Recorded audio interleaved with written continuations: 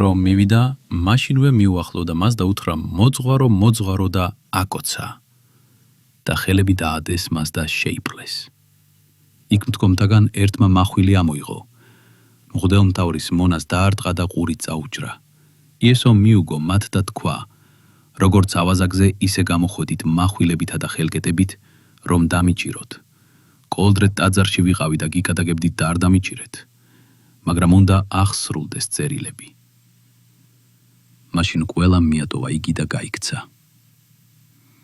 ერთი ახალგაზრდა კი მისდევდა მას, შიშველი, ტილოში გახვეული და ისიც დაიჭირეს. ხოლო მან ტილო მოიშორა და შიშვლად გაექცა მათ. იესომ მიიყვანეს მღვდელმთავართან.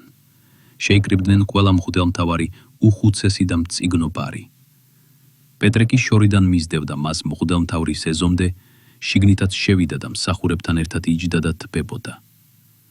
მღვდელმთავარნი და მთელი სინედრიონი ეძებდნენ იესოს საწინააღმდეგო მოწმის ჩვენებას, რომ მოეკლათ იგი, მაგრამ ვერ პოულობდნენ.